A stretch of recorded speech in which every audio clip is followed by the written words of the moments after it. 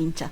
Puede escucharnos a través de la página web www.pichinchauniversal.com.es o puede vernos en el Facebook en la página de Pichincha Universal. No se olvide de nuestro reprise los días miércoles a las 21:30 por la página de Pavel Muñoz Asambleísta. Puede seguirnos en @PavelML, @FrecuPolítica y @PichinchaUniver. Y puede dejarnos sus comentarios en el 0984-895-138. Les repito, 0984-895-138. Este domingo se cumplieron 9 años de la partida de Néstor Kirchner y su legado es recordado. El expresidente Néstor Kirchner murió el 27 de octubre del 2010. Hasta sus últimos días, los quehaceres de su vida tuvo agenda en su vida. La vida política de Néstor Kirchner comenzó en su juventud. Integró desde su adolescencia el Partido Peronista al participar en el sector juvenil del Movimiento Nacional Justicialista. Desde entonces destacaba su vocación por defender las causas justas y sociales. Un gusto, Emilio, estar nuevamente aquí en Pichincha Universal. Muchas gracias, Paulina. Hoy, lunes 28 de octubre de 2019, volvemos a la cabina de Pichincha Universal, con muchas ganas de seguir conectados e informando a la ciudadanía sobre los hechos que ocurren. De esta manera, les invito a estar conectados desde Quito, Pichincha y Ecuador. Les extendemos el cordial saludo de buenas tardes, buenas noches y buenos días. Bienvenidas y bienvenidos a una nueva entrega de Frecuencia Política. El Comité de Derechos Económicos, Sociales y Culturales, compuesto por 18 expertos independientes, expresó preocupación por el impacto en la población que tendrán las medidas de austeridad implementadas por el gobierno de Ecuador tras el acuerdo con el Fondo Monetario Internacional y la elaboración de su Plan de Prosperidad 2018-2021. La semana pasada fue conformada la Comisión Especializada Ocasional que iniciará con sus tareas de esta semana. La presidenta de esta mesa, Elizabeth Cabezas, prevé presentar un cronograma de trabajo. El objetivo es tramitar enmiendas a la Constitución para limitar las funciones del Consejo de Participación Ciudadana. El desempleo en el Ecuador creció en un año y expertos en temas económicos lo atribuyen a la falta de inversión. También dicen que el ingreso de extranjeros, particularmente de venezolanos, influye en que las plazas de trabajo sean ocupadas por ellos y que los ecuatorianos se queden sin oportunidades. El Instituto Nacional de Estadísticas y Censos, INEC, dijo semanas atrás que hasta septiembre de este año la tasa de desempleo alcanzó el 4.9% a nivel nacional, muy por encima del 4% que reflejó en el mismo mes del año pasado. Saludamos a la producción del programa, Paulina Enríquez, María Belén Proaño en el Minuto ODS y nuestros amigos en controles de Radio Pichincha Universal. Los protagonistas de la información aquí en nuestra cabina. En Frecuencia Política, la entrevista de la semana.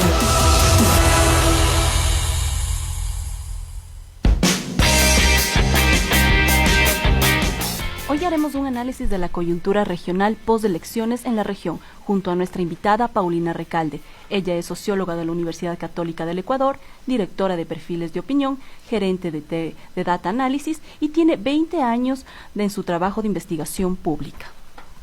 Bueno, muy buenas tardes. Bienvenida, Paulina. Un gusto poder conversar contigo el día de hoy.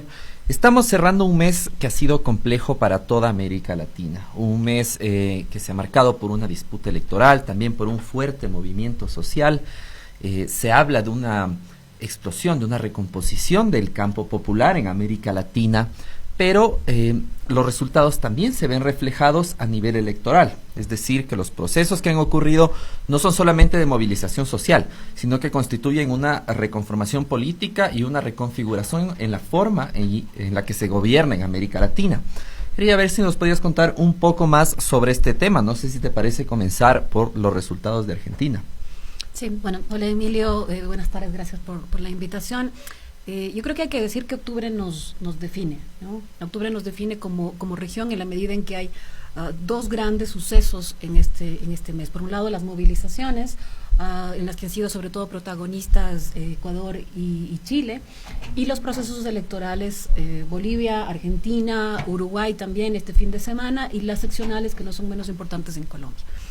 En el caso de Argentina es especialmente significativo porque marca el retorno, aunque con matices, porque no va a ser lo mismo que la década pasada, pero el retorno de una fuerza como el kirchnerismo que supo ver la necesidad de una convergencia y de un frente suficientemente amplio como para hacer contrapeso al macrismo. Lo que acabamos de ver este domingo yo diría que es el triunfo de la política, ¿no? De la política en la medida en que esto fue lo que permitió que Cristina hiciera este anuncio absolutamente sorpresivo, primero de decir no voy yo, voy de candidata a la vicepresidencia, voy con Fernández, un histórico que en su momento había tenido distancias con Cristina, y voy con un frente tan amplio que incluye desde Pino Solanas hasta Sergio Massa, lo que le permitió tener primero un triunfo contundente con las PASO, 15 puntos por encima del macrismo, y este fin de semana ya en las elecciones generales definitivas 8 puntos arriba en las elecciones generales, lo que le permite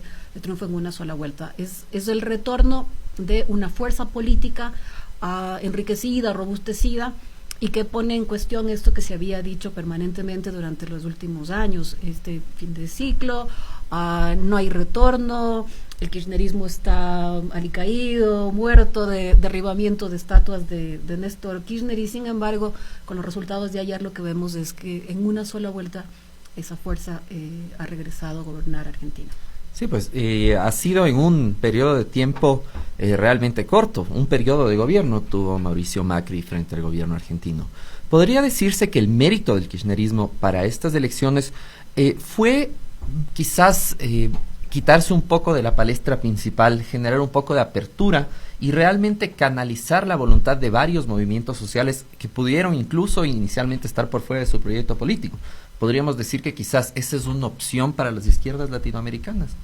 Sí, es una combinación de temas, ¿no? Por un lado, creo que nada de esto habría sido posible sin el pronunciado, sin el acelerado desgaste de la economía en Argentina. Esta es una de las razones importantes, y esto da pie para que haya un distanciamiento, un profundo malestar con la situación económica en Argentina, y que permite poner la mirada hacia otros actores. Y estos actores son justamente los que Cristina, sobre todo el kirchnerismo, Fernández, tuvieron la virtud de hacer esta amplísima convergencia de actores para poblar no solamente con el triunfo en la presidencia, sino poder llegar también al legislativo. Ahora, ya vamos a ver más adelante cuál es la composición, pero esto le permite tener a dos actores claves en el Senado y en la Asamblea, teniendo de presidenta a Cristina Fernández de Kirchner en el un espacio legislativo y a Massa en el otro espacio legislativo, que le permite disputar desde ejecutivo y legislativo esto frente a al macrismo como oposición, pero también poblar un sector clave, me refiero a la provincia, donde Axel incluso tiene una votación, una diferencia más robusta inclusive que la que obtuvo Fernández para la presidencia. Vemos que podría hablarse de una relación entre el centro y la periferia para la elección de Kicillof.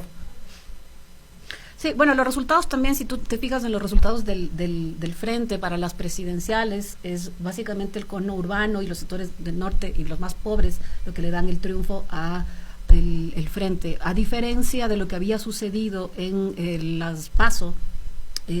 Macri de algún modo se recupera, por eso es que la diferencia pasa de ser 15 a 8 puntos, donde hace su gira, logra recuperar votación, pero en estos sectores, en este sector del conurbano, más los sectores más pobres, ahí es donde se constituye la victoria del frente en general, y en el caso de Axel también sucede una cosa similar. La ciudad se queda en manos todavía del macrismo con Larreta, pero la fuerza en el legislativo, la fuerza con haber ganado una sola vuelta, más esto de la provincia, le dan un nuevo vigor al frente para gobernar. Muchas gracias, Paulina. Vamos con un pequeño corte y enseguida regresamos.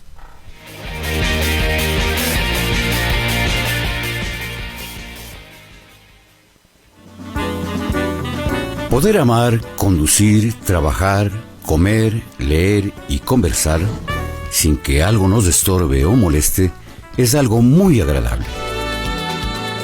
Llegó la noche y la mejor música del mundo es un espacio informativo y musicalmente espectacular que le ofrece esa tranquilidad para realizar esas actividades. Llegó la noche con Francisco Aguirre, de lunes a viernes a las 19 horas.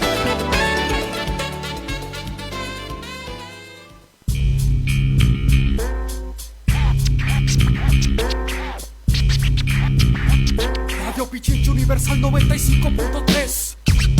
El Galpón FM. El Galpón FM. El Galpón FM. Ponte tus audífonos, súbele el volumen. El Galpón FM. El Galpón FM. El Galpón FM. Ponte tus audífonos y súbele el volumen.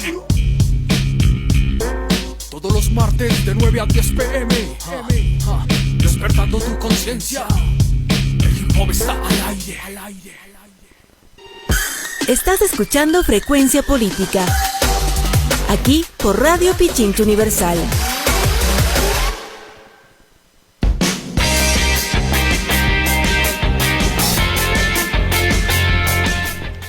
Y bueno, estamos de regreso con Paulina Recalde, hablando sobre el mes de octubre y la reconfiguración político-electoral de América Latina.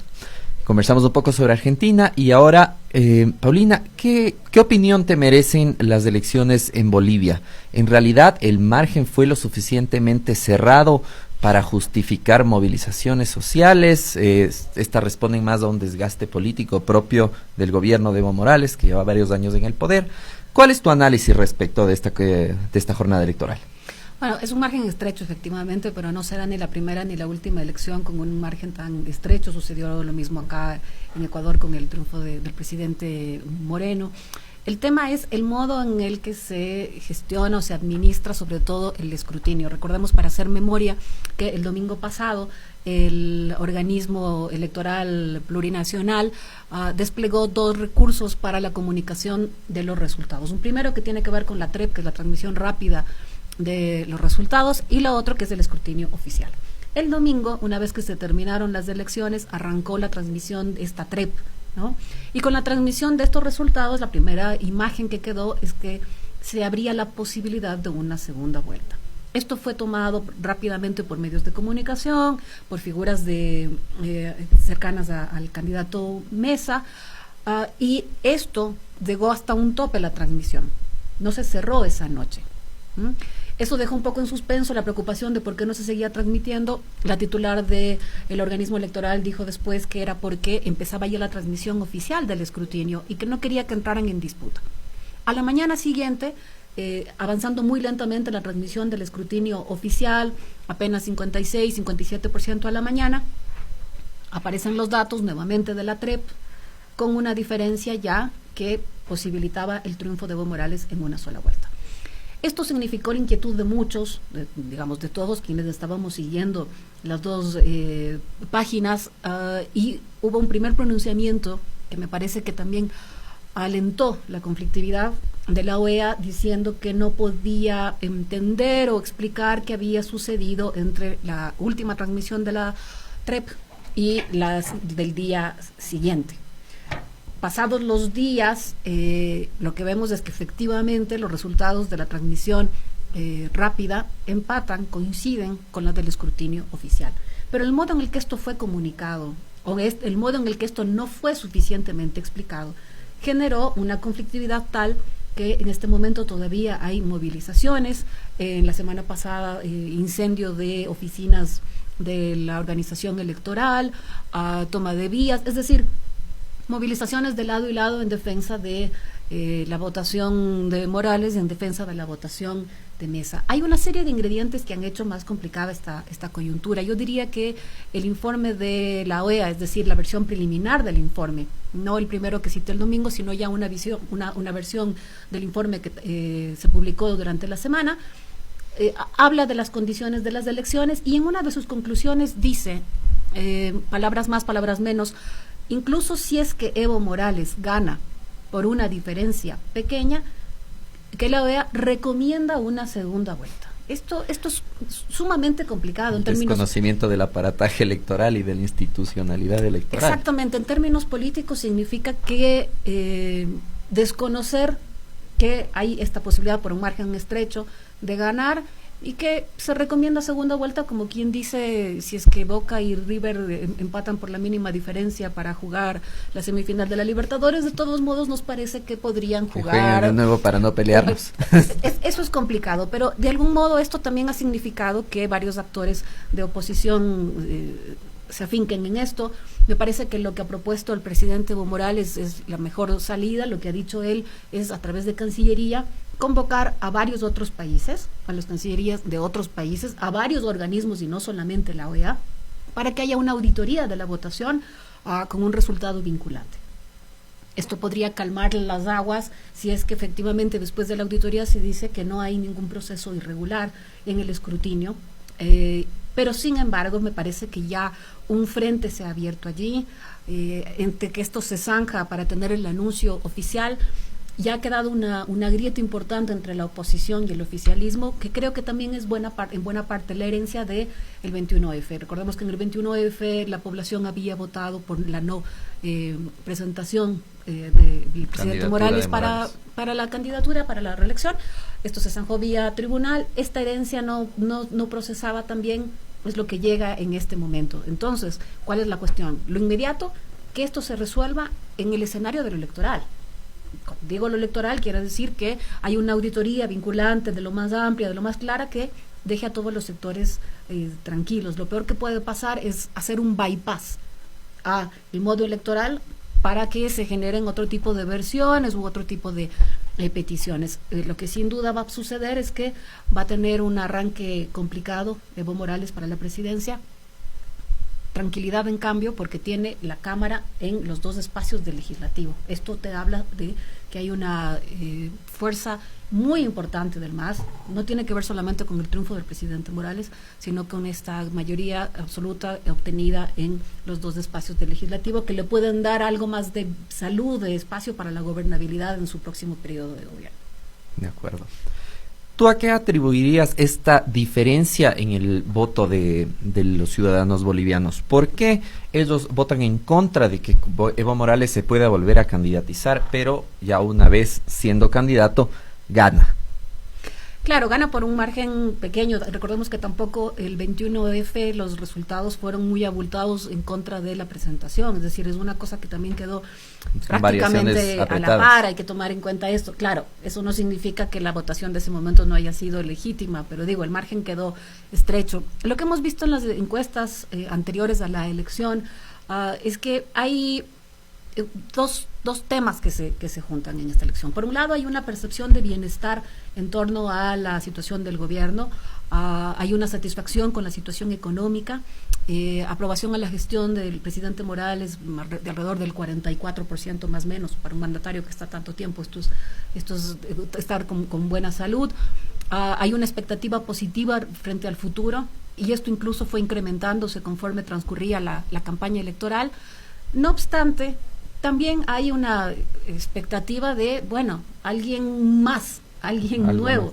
Y la ventaja que tenía a su favor en este sentido Carlos Mesa es ser un candidato que, teniendo las posibilidades de hacerle competencia a Morales, no era visto como una amenaza para los logros del proyecto anterior. Es decir, alguien que puede posibilitar tener un rostro nuevo sin quitarnos, entre comillas, digo, desde el punto de vista de los bolivianos, sin quitarnos este bienestar que sentimos con Morales. Este encuentro es el que de algún modo hace que tengamos estas cifras en este momento, y también que se ha reconfigurado la presencia de la oposición en territorio. Quiero decir que queda mucho más marcado ahora la presencia o el capital de Evo Morales en los territorios más andinos, digamos así, y en el oriente la presencia de Carlos Mesa. Entonces no es del todo contradictorio. Hay que ver también cómo ha administrado Evo Morales desde los resultados del 21F la gestión del país. Recordemos que ahora mismo es el único país con buenas reservas, el único que tiene posibilidades de crecimiento, y entonces ahí no hay duda alguna, si comparamos con lo que sucede en Argentina, con lo que está sucediendo en Chile y con lo que está sucediendo también en Ecuador. Yéndonos al tema económico, que me parece un factor determinante en estas elecciones, ¿podríamos decir que el bolsillo del electorado fue lo que determinó el voto? Porque vemos una Argentina cuyas medidas de austeridad, medidas de corte neoliberal clásico, han tenido una fuerte afectación en la población. Mientras vemos lo contrario en Bolivia. En la UNA, por un lado, en Argentina, se corta el proyecto del macrismo, el proyecto neoliberal, y en Bolivia se afianza más un proyecto de corte de izquierda, de corte progresista. ¿Podría explicarse esto con factores meramente económicos? ¿Y cómo podría relacionarse con Ecuador también? O sea, definitivamente en la región está jugando la economía y el que juegue la economía tiene que ver con cuánto siente la población que están satisfechas, digamos, sus necesidades, pero también el deterioro, yo diría sobre todo el deterioro, porque no es lo mismo tener una afectación en la situación económica viniendo de un periodo, digamos, mediano, que haber sentido sobre todo durante el primer tramo del ciclo progresista, haber sentido el acceso a una movilidad, y de pronto ver afectadas condiciones fundamentales como la educación, como la salud, como la vivienda, el reclamo de derechos también, que por ejemplo en Argentina, frente al recorte en ciencia, en investigación, en universidad, que fueron temas determinantes para la clase media también durante el ciclo anterior. Entonces, es la economía, tiene mucho que ver con la economía, pero también en Argentina yo creo que tiene que ver también con esta sensación de haber sido defraudados con esta gran promesa de esta sensación de engaño. Sí podemos estar mejor en la política de la buena onda, vamos a terminar con las disputas, vamos a terminar con la mala onda con el otro, como si eso resolviera, es decir, como si la posibilidad de un como si la consenso, sociedad no tuviera conflicto intrínseco por el factor económico. Sí, entonces yo creo que la economía juega determinantemente en este momento en la región, en las elecciones en Bolivia, en las elecciones en Argentina, las grandes movilizaciones que estamos viviendo en Chile y las que acaban de suceder ahora mismo en Ecuador. Podríamos decir que el gran perdedor de octubre es el neoliberalismo, como proyecto político, como proyecto económico. A mí sobre todo me parece muy interesante conversar sobre lo que pasó en Chile, sin un factor electoral de por medio, con una medida que al comienzo trató de desvanecerse como una cuestión sencilla, una cuestión que no tiene mayor afectación, pero que terminó desencadenando en una jornada de protestas histórica. ¿Qué opinión te merece lo ocurrido en Chile este mes? Claro, lo que es sobre todo relevante en el caso chileno, aparte de lo tremendamente masivo, 1 millón de personas veíamos el viernes en imágenes que no había registrado en la región, creo que nunca, al menos en Chile, una movilización de esa naturaleza, aparte de lo masivo, lo diverso, y definitivamente es relevante porque recordemos que Chile ha sido puesto permanentemente como el país, el modelo a seguir de llevar este tipo de modelo económico. País donde todos son amigos, pero simplemente dentro de una cúpula económica. Claro, pero el ejemplo con ese tipo de modelo económico, de generar un nivel de desarrollo, de crecimiento, de supuesto bienestar, y sin embargo esto provoca una explosión, y las tarifas, el incremento de las tarifas del metro es como el primer detonante que se combina bien. Si uno entiende que además los primeros actores de esta movilización fueron los estudiantes, que ya fueron protagonistas de movilizaciones para que no haya recortes en educación años atrás. Esto inicia con la convocatoria de un colegio, a través de una página web, convocan a esta evasión, y por eso es una imagen que es una imagen muy poderosa, que además son sobre todo las estudiantes. Llegan las estudiantes con esta consigna que dice evadir, no pagar, otra forma de luchar.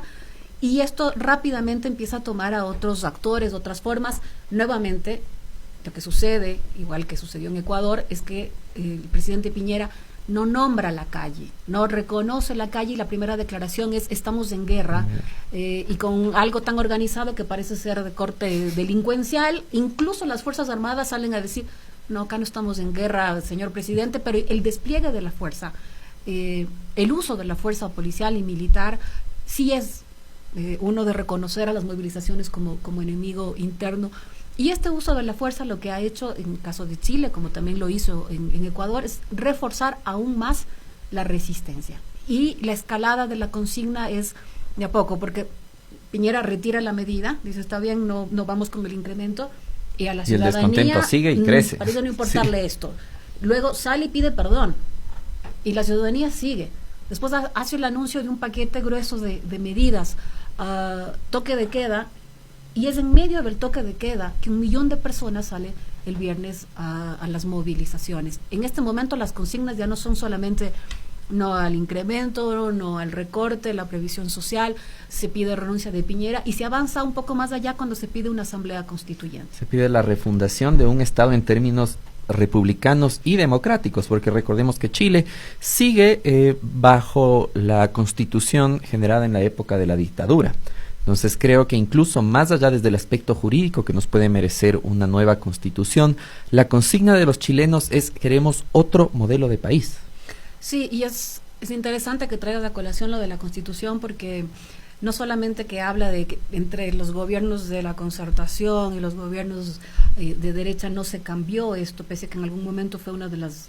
Se habla de un pacto mínimo más allá de lo ideológico en Chile respecto de la Pero Constitución. aparte de que sigue esta Constitución vigente, el toque de queda, el uso de Fuerzas Armadas también removió las fibras del el tiempo de la dictadura, y la respuesta de la población, si uno se fija, recupera estos recursos, porque no es casualidad que las calles hayan cantado Víctor Jara, no es casualidad que las calles hayan cantado Violeta Parra, que hayan cantado otra vez a Silvio Rodríguez. Digamos que el único signo más moderno o más actual era también recuperar lo de los prisioneros, y lo de los prisioneros que siempre estuvo cantando frente a la dictadura. Es decir, si es la misma Constitución, si son los mismos modos de enfrentar la calle. Sí, incluso los mismos actores en ciertas circunstancias. Claro, la calle responde del mismo modo. Y lo que es revitalizante, digamos, ver es cómo se combinan esta serie de recursos, los estudiantes y las estudiantes cantando esto también con abuelos, con madres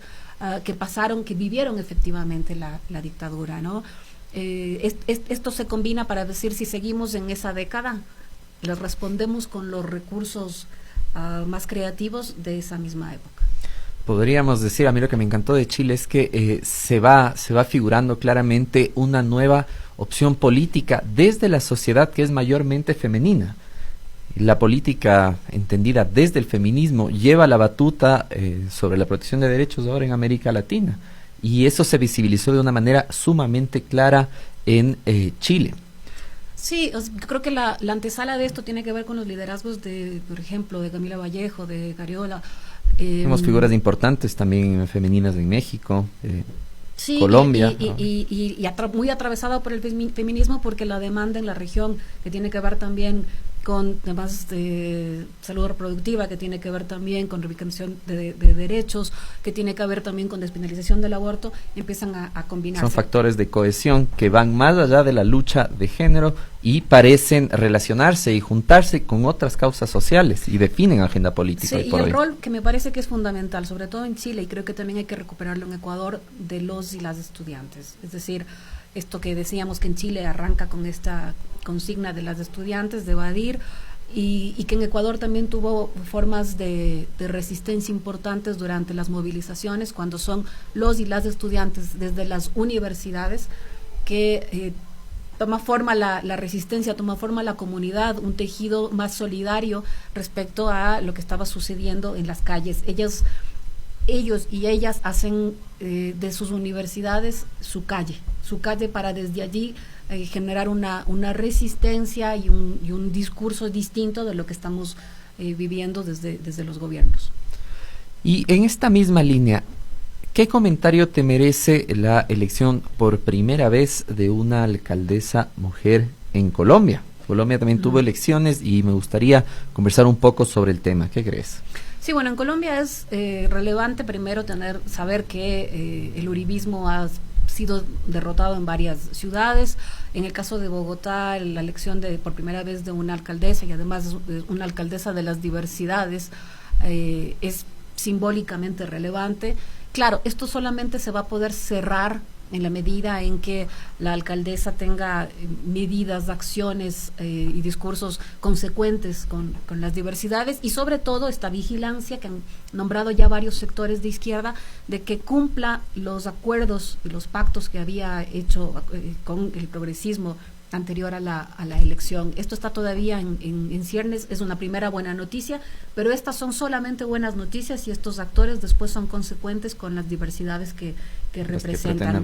Pero la gran, digamos, la gran novedad, la gran noticia en Colombia es sobre todo esto de que las seccionales han permitido ver a un uribismo debilitado, que podría ser otro punto de partida para las siguientes elecciones o para el quehacer del territorio. También tenemos la noticia de un alcalde del partido de las FARC electo en este fin de semana. Ese es también otro actor, un actor que tiene que ver sobre todo con la posibilidad de que las FARC de algún modo se zanje efectivamente este diálogo o este proceso de paz que arrancó hace tanto, y que las FARC sean ya un tipo de actor distinto en Colombia, ya no el actor de la violencia, sino un actor con reconocimiento. Que disputa la política. Exactamente, que disputa en otro espacio, en el espacio de lo electoral, de lo organizativo y de la participación. Podríamos hablar de una reconfiguración y un resurgimiento de el poder popular en Colombia. A mí lo que me preocupa del caso colombiano, más bien lo que me causa más preguntas, es en Colombia ha existido una historia de represión muy fuerte contra el progresismo, ha existido ataque sistemático a líderes sociales, a líderes sindicales, y sobre todo en el imaginario popular colombiano se ha vuelto como algo muy, muy mal visto a las opciones políticas progresistas o populares. Vemos una presencia fuerte del discurso sobre la influencia venezolana, que también ha sido una ficha importante del uribismo para tratar de mantener el control político en Colombia. Pero, ¿qué está pasando? ¿Se está agotando el discurso del monstruo chavista? ¿La gente está cansada de las condiciones desfavorables de vida que tienen en Colombia? ¿O podemos hablar de liderazgos políticos muy coyunturales que han permitido esta conquista electoral en estas últimas elecciones seccionales? Sí, bueno, la violencia se ha incrementado incluso en los últimos, el último periodo del gobierno del presidente Duque da cuenta de nuevamente varios líderes campesinos, asesinados, desaparecidos. Es decir, esta violencia es un tema latente en Colombia. Los procesos electorales lo que nos permiten ver es ciertas grietas en medio de este orden. Creo que hay que recuperar la votación histórica que tuvo, por ejemplo, Petro en las presidenciales anteriores, ocupando el lugar ya era que una ocupa, primera señal. Ya era una votación robusta, importante. Estos nuevos actores en territorio pueden reconfigurar el espacio en Colombia también. No hemos visto, no sé si es posible mirar más adelante movilizaciones como las que estamos viviendo en el resto de países. Me parece que esto no hay que descartarlo tampoco en Colombia, pero probablemente esto tome un poco más de tiempo, porque incluso quien hizo posible los últimos procesos y diálogos de paz no era precisamente un actor de izquierda, era un actor que se dio cuenta que tenía que arrimarse un poco a estos sectores y a estas fuerzas políticas. Lados. Ahora, el discurso y el guión del Castro chavismo sigue preocupantemente presente. Es decir, y es un discurso que cada vez se presenta más polarizante y más agresivo. ¿Podríamos hablar de que después de estas elecciones ese discurso se ha agotado? Yo diría que a nivel regional no solamente que es más agresivo, sino que es más delirante. Y cuando digo delirante significa que en cada uno de los países, cada vez que se quiere recurrir a una fuerza extraña, que no se puede constatar, una fuerza alienígena, es el castrochavismo y sus hilos poderosísimos que generan movilizaciones, generan resistencias, frentes fuertes y demás. Y esto que ahora además se suma a este mismo guión, cuando digo que son guiones delirantes, del modo del que se está hablando actualmente del Foro de Sao Paulo, por ejemplo, como una mega estructura que está moviendo fibras de actores con un toque muy, muy perverso, muy siniestro. Esto es delirante. Esto significa solamente que hay una dificultad para reconocer al otro. Y cuando digo dificultad para reconocer al otro, significa que no se reconoce la calle, que no se reconocen a los actores que hacen oposición, que no se reconoce la capacidad de estos actores y de estas fuerzas de acumular, pensar libremente, sino que siempre es un Maduro, o es el espíritu de Chávez, o es esta que ya además la nombran como corporación del Foro de Sao Paulo. Es decir, creo que estamos asistiendo a un nuevo momento de delirio, un delirio que es igual a cuando en su primer momento ganaron las fuerzas progresistas de la región, que se decía que si gana alguno de estos presidentes, le hace Lula, Evo, Correa, Kirchner, te van a venir a quitar la casa, o vas a tener que compartir casa con 3, 4 personas, y a los abuelitos les van a convertir en jabón. Es decir, creo que estamos en un segundo momento en la región de pensar esto de modo delirante. Creo que el único modo de que haya que se contrapongan las fuerzas, los discursos, que haya una disputa, es que se reconozca al otro, y reconocer al otro es dejar de nombrar como fantasmas siniestros dignos de caricatura. Creo que ese es un consejo particularmente valioso para algunos líderes de opinión ecuatorianos, donde lamentablemente después de las marchas las conjeturas han ido en la misma línea de lo que ocurrió en Colombia. Primero el monstruo del castrochavismo que opera a nivel regional, pero sobre todo existe una incapacidad absoluta de las élites y clases medias de los países latinoamericanos por entender la realidad de sus propios conciudadanos. Parece ser que nos hemos enfrascado en una burbuja en la que no entendemos más que nuestra realidad. Y si en mi realidad no me afecta que la gasolina suba 1, 2 o 5 dólares, pues me parece impensable que alguien esté dispuesto a luchar en la calle para que eso no ocurra. Esto también brinda, por otro lado, un nuevo espacio, ¿no? Se abre una nueva opción de respuesta ante esto. Una opción desde la ciudadanía, que como bien has mencionado viene desde los estudiantes, desde movimientos femeninos, pero particularmente en el Ecuador. ¿Tú crees que este movimiento y en general todo este calor regional que parece estar ocurriendo pueda llegar a tener alguna relación, alguna implicación electoral aquí? Yo creo que estamos justamente... ¿Tenemos datos quizás? Lo que acaba de suceder en semanas anteriores es un antes y un después para Ecuador. Es decir, estamos ante un acontecimiento en términos políticos, sociales, económicos. Y estas movilizaciones lo que han generado es una amplísima articulación de actores, es una convergencia de actores. Esto que en los primeros días... de algún modo se nombraba como eran los ciudadanos contra los choferes, abro comillas, mafiosos que se resistían al que se retirara el subsidio.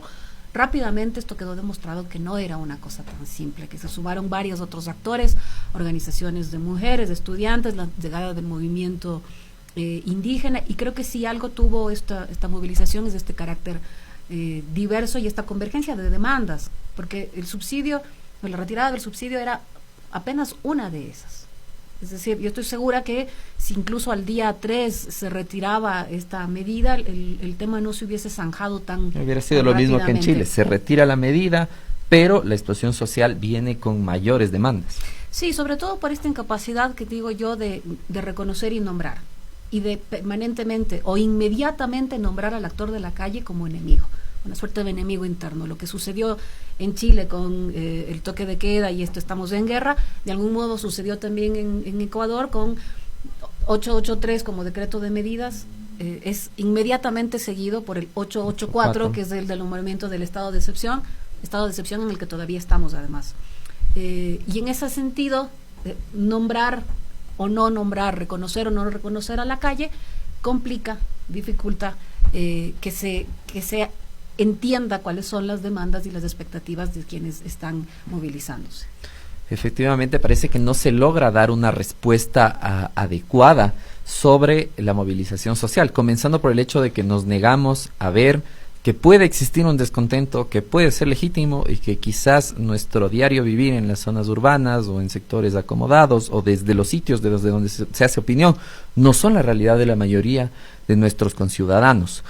Que tienen como una opinión final, has tenido datos, quizás has logrado explorar un poco si ha existido afectación a las cifras de aceptación del gobierno tras las marchas, tal vez en la reconfiguración de partidos políticos, algún partido político ha capitalizado o ha resultado desfavorecido tras las marchas. Bueno, como perfil ¿Alguna de opinión, novedad?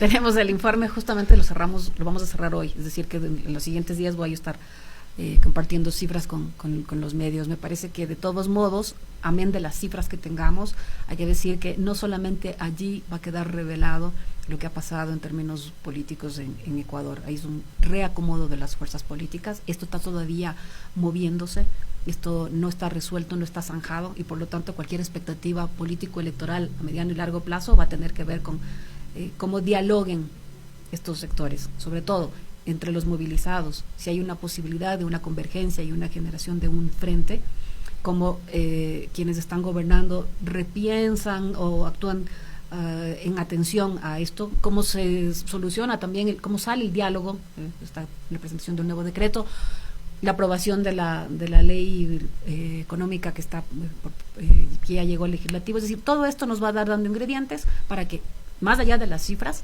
veamos cómo se va reconfigurando el panorama político electoral, para el que, insisto, este evento es definitivo. Entonces, las conclusiones finales de octubre podían ser el resurgimiento quizás de un sector político, popular y ciudadano que había sido invisibilizado, y lo que nos queda pendiente es ver las respuestas políticas que tendrá la región en torno a eso. ¿Unas conclusiones finales?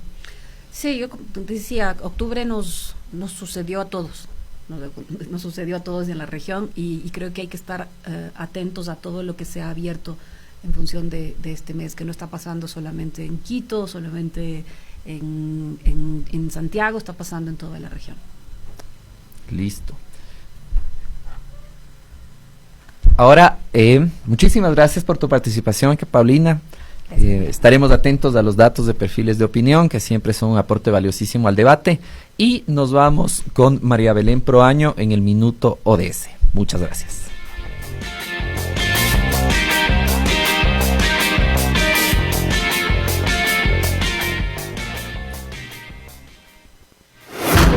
Es tiempo de más información. En Frecuencia Política, el Minuto ODS.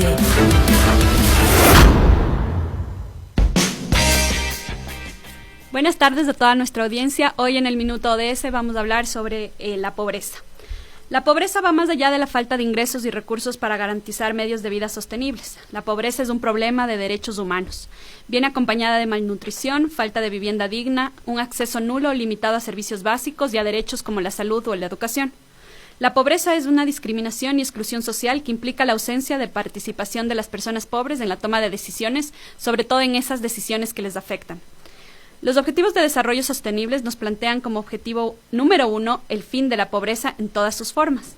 Para alcanzarlo, plantea un sistema económico inclusivo y un sistema de protección social que apoya a las poblaciones más vulnerables para enfrentarse a las dificultades económicas. En Ecuador existen 4.380.000 personas que viven en condiciones de pobreza, es decir, personas que viven con menos de $2.80 al día. La posibilidad de la eliminación del subsidio a los combustibles evidentemente les iba a afectar. También afecta a aquellos que están cerca de la línea de pobreza y a los que no están tan bien. Todos van a ajustar su consumo para las nuevas condiciones, complicando la situación para toda la economía, para los que van a dejar de comprar, así como los que van a dejar de vender. La economía es un sistema interconectado de actores y eso debe entenderse siempre antes de tomar decisiones económicas. La eliminación del subsidio al combustible, si bien puede estar técnicamente diseñado e inclusive amparado en una lógica de sustentabilidad ambiental, debe estudiarse desde su impacto en la población más vulnerable, aquella con menores ingresos y que destina gran parte de sus presupuestos a los gastos en alimentación y transporte que se verán afectados por el incremento del precio de los combustibles. Los más vulnerables no siempre tienen una voz para discutir sobre estas medidas, sin embargo son directamente afectados sobre ellas. Soy María Belén Proaño y este fue el Minuto ODS.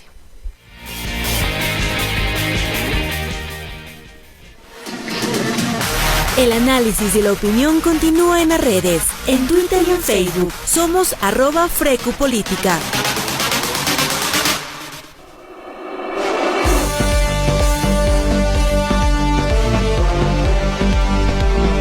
Los hashtags que marcaron tendencia este domingo en las redes sociales fueron Argentina Voto 2019, Alberto Presidente, Argentina de pie, se viene el Albertazo. Fernández celebra el triunfo en Argentina y pide a la oposición ayuda a reconstruir el país de las cenizas que han dejado. El presidente electo de Argentina, Alberto Fernández, celebró esta noche del domingo la victoria de las elecciones nacionales, en las que venció al actual mandatario Mauricio Macri, por más de 7 puntos porcentuales. Quiero agradecer a todos en esta jornada histórica que dispuso un nuevo orden para Argentina, manifestó Fernández. Nos decían no vuelven más, pero una noche volvimos, expresó.